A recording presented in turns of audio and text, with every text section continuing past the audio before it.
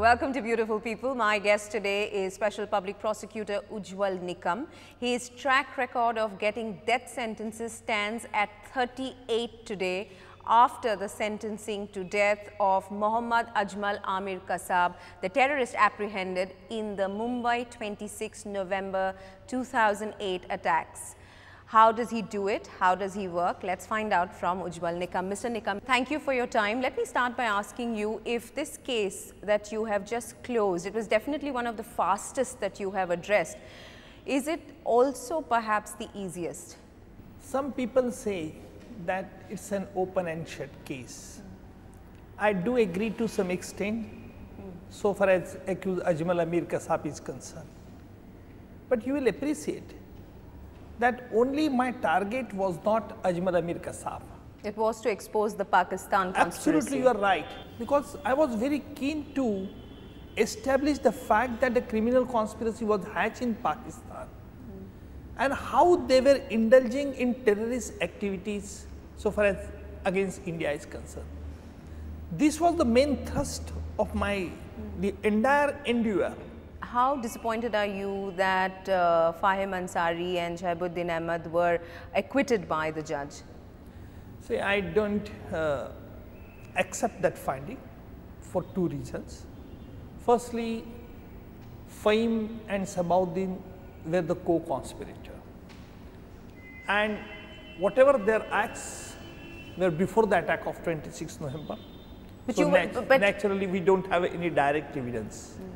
But we have produced circumstantial evidence to connect Fahim and Sabahuddin with the crime. And now we are challenging that order of the court also in the High Court. You're clear that the government should appeal that acquittal? Of course, I have recommended, I am going to recommend the government because still now I have not received the copy of the judgment. But the government has also principally agreed to prefer an appeal against that judgment. Okay.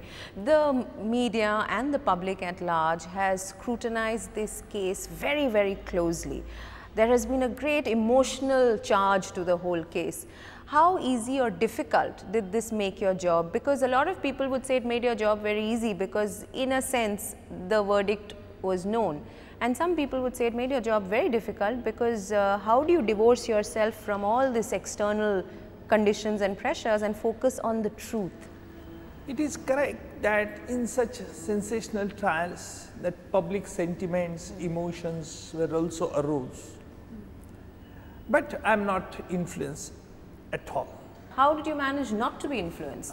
Correct, because I am a legal person. I know that whatever I had to do, whatever I had to establish according to law. And naturally, I can say the public expectations were very high in this case. People were expecting why we are conducting this trial when there was no evidence in the trial. But ours is a democratic country. We have to go through the process of law. And therefore, unless the court of law holds accused guilty, how we can hold accused Kasab as guilty? And therefore, we have taken utmost precaution. Even then you will find Ajmal Kasab has once in the midst of the trial has accepted that yes, I have committed a crime. Please hang me. I did not accept his finding of guilt. I was aware that it was his plot and it was his trap because Kasab has admitted few things and did not accept the entire guilt. So you're saying that confession which he made and then later retracted, that is not something that you were hinging your arguments on? No. Confession was one of the part of my evidence. See, prosecution did not solely rely upon the confession and therefore we marshal the other evidence like the FBI, Federal Bureau of Investigation of United States of America. They have investigated certain aspects. I have examined FBI agent also in this case. I have examined the eyewitness account. I have examined the ballistic expert. Confession, there were two types of confession. Firstly, Ajmal Kasab has given confession before the magistrate. Later on he retracted. And secondly, in the midst of the trial, he has admitted the guilt in the court. That was his trap. See, in the said admission of the guilt, Ajmal Kasab wisely and very intelligently, I would say, took his secondary role, because law says that if the offender is in the takes a secondary role, or if he is in the second in command, then he should not be hanged to death. And therefore, he was not taking the entire responsibility on him. He was throwing the responsibility on the deceased colleague, Abu Ismail, who is already dead. You have throughout the trial maintained that we were dealing and you were dealing in the courtroom with a very, very clever individual.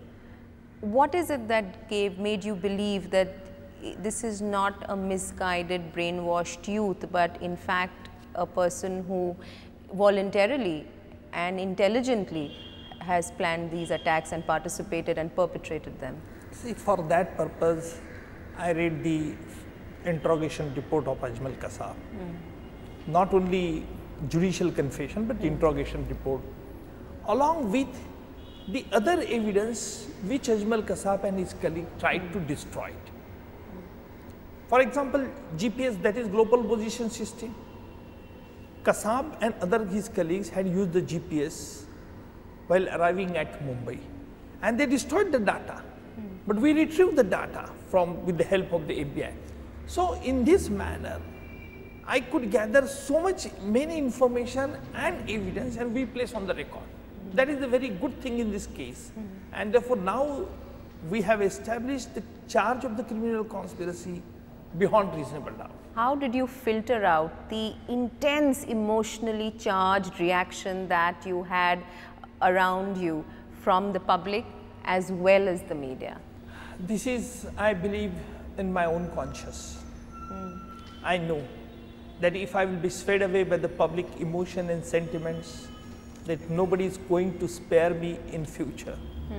So I had to construct. You were on test here, isn't it? Of course, I had to construct my house on a strong basis infrastructure. And if I would have been swayed away by the public sentiments and emotion, then definitely I would not be in position to establish the guilt. And that is one of the reasons that we could complete this trial within 8 months. On 8 May 2009, I put the first witness, and before the 8th May, the judgment had come. How will you react to the charge against you, Mr. Nikam, that you played to the gallery when it comes to this trial? So far from filtering out what was happening, you also contributed to increasing the emotional pitch outside the courtroom. You media are responsible for that purpose. Mr. Nikam, you people were asking. You had the booklets yes, in your hand. I had a book in hands. When the media had seen that book, they asked me, Mr. Nikam, tell us what is that book, please show us.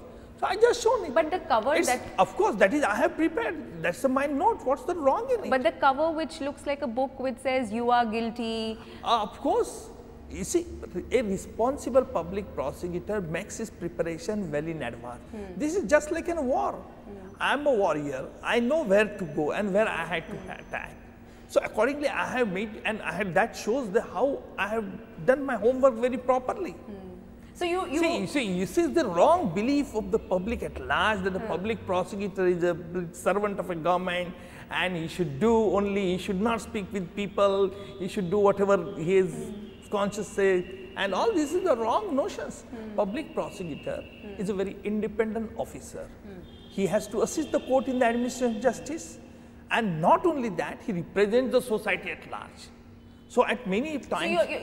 let me complete. You have made a very serious charge, so you have to hear what I am going to say.